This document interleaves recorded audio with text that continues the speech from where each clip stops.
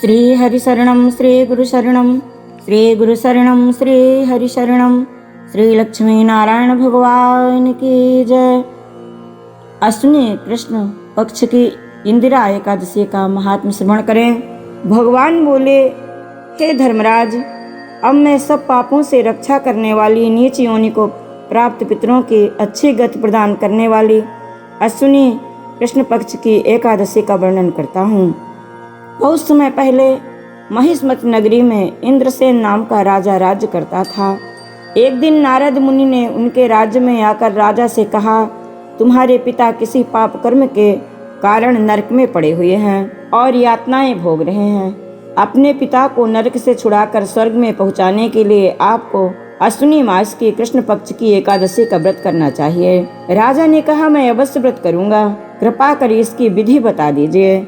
नारद जी बोले, हे राजन, अश्विनी मास के कृष्ण पक्ष की दशमी के दिन प्रातः काल स्नान करके पितरों का श्राद्ध करके ब्राह्मणों को भोजन कराए और एक समय भोजन करे।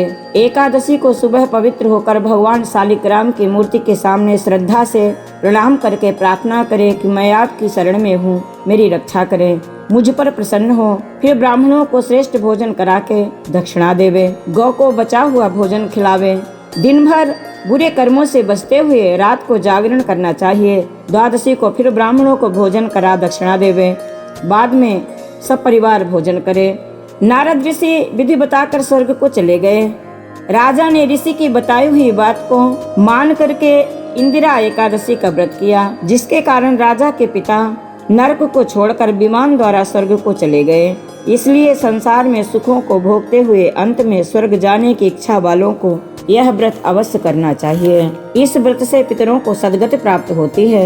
इन्हीं शब्दों के साथ आज के श्रद्धा सुमन आनंद कंद सच्चिदानंद भगवान को समर्पित करते हुए वाणी को विश्राम। जय श्री राम, जय श्री राम, जय श्री राम। बोलदेव भक्तवत्सल भगवान की जय। ऐसी और भी ज्ञानवर्धक बातें सुनने एवं माता जी के कथा प्रवचनों के लिए चैनल को सब्सक्राइब करें और इन बातों को बाकी लोगों के साथ भी शेयर करें।